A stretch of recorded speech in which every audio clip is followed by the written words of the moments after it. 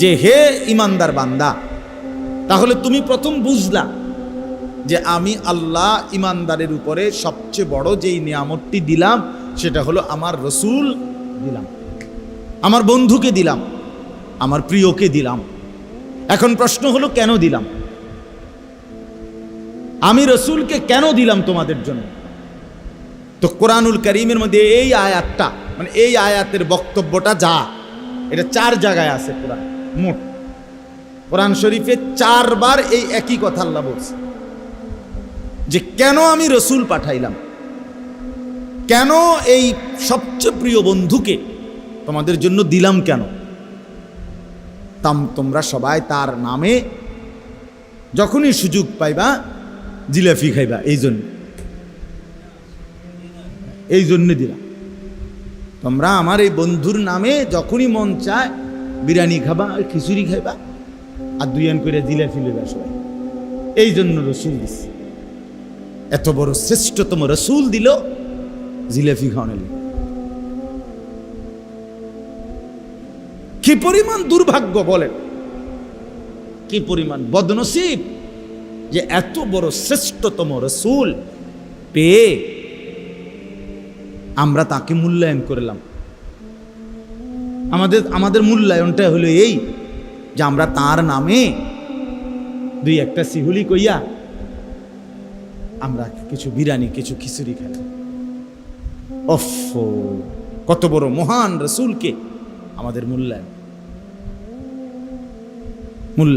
কোরআনুল কারীমের মধ্যে আছে, আল্লাহ তাআলা বলেন, কুল ইয়া আইয়ুহান নাস ইন্নী রাসূলুল্লাহি ইলাইকুম জামিআ। হে নবী, আপনি বলে দেন, হে পৃথিবীবাসী, গোটা সমস্ত মানবতা, সমস্ত মানুষরা শোনো, ইন্নী রাসূলুল্লাহি ইলাইকুম জামিআ, নিশ্চয়ই আমি মুহাম্মদ তোমাদের সকলের জন্য আল্লাহর রসুল, সবার জন্য আমি রসুল। ইতিপূর্বে যত নবী এসেছে সমস্ত নবী নিজ নিজ কওমের জন্য এসেছে, আর আমাকে আল্লাহ তাআলা সারা পৃথিবীর জন্য পাঠিয়েছে। কোরআনুল কারীমের মধ্যে আছে, ওয়ালাকাদ আরসালনা নূহান ইলা কওমিহি, আল্লাহ তাআলা নূহকে রসুল বানালেন তার কওমের নিকট। ওয়া ইলা আদিন আখাহুম হুদা, আল্লাহ তাআলা বলেন আদ জাতির নিকটে আমি আল্লাহ তাদের ভাই হুদকে নবী বানালাম। এইভাবে ধরে ধরে আল্লাহ বলছে, ধরে ধরে আল্লাহ তাআলা বলছেন, ওয়া ইলা সামুদা আখাহুম সালিহা, সামুদ জাতির কাছে আমি আল্লাহ তাআলা সালেহ নবীকে পাঠালাম। তাহলে আগে সমস্ত নবীরা নিজ নিজ একটি নির্দিষ্ট অঞ্চলে, নির্দিষ্ট একটি কওমের জন্য নবী হতেন, কিন্তু আল্লাহ তাআলা বলেন এবার যাকে পাঠালাম তাকে আমি গোটা আলমের জন্য পাঠালাম। ওমা আরসালনাকা ইল্লা কাফাতাল লিন্নাস, আল্লাহ বলেন আপনাকে আমি রসুল বানিয়েছি কাফাতাল লিন্নাস, সারা বিশ্ব মানবতার জন্য, সারা পৃথিবীর মানবতার জন্য।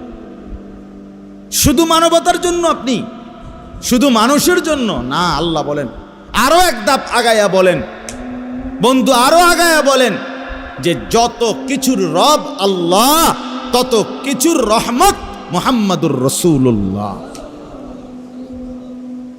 আপনি বলেন আমি হলাম রব্বুল আলামিন, আপনি হলেন রাহমাতুল লিল আলামিন।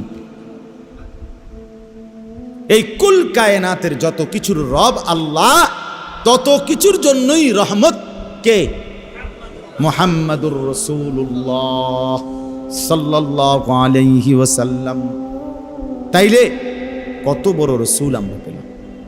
আরে বাপ, আন্দাজ করা উচিত, আন্দাজ করা উচিত, কলিজা দিয়া উপলব্ধি করা উচিত আমার নবী কত বড় নবী, আমি কত বড় শ্রেষ্ঠতম রসুলের উম্মত,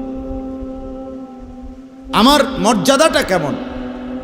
কোরআনুল কারীম থেকে বহু আয়াত বলা যাবে যেখানে আল্লাহ তাআলা বলছে, বন্ধু বিগত ১৬ লাখ নবী এবং নবীর উম্মতের সাথে আমি আল্লাহ যেই আচরণ করেছি, আপনি বন্ধুর বেলায় আইসা আপনাকে ভালোবাসা আপনার উম্মতের সাথে আমি আল্লাহ বিগত সমস্ত নবীর উম্মতের চাইতেও অনেক বেশি মহব্বতের আচরণ করেছে। হ্যাঁ, অসংখ্য মর্যাদা যা আমি আপনাকে দিয়েছি, আপনার মহব্বতে আপনার উম্মতকেও দিয়েছি। অসংখ্য নেয়ামত যা অন্য নবী তার নিজের এবং উম্মতের জন্য আমার কাছে চাইয়া দোয়া কইরা মাইগা চাইয়া নিছেন, আমি আপনার ভালোবাসায় আপনি এবং আপনার উম্মতের জন্য সেই একই নিয়ামত না চাইতে এমনি দিয়ে দিস,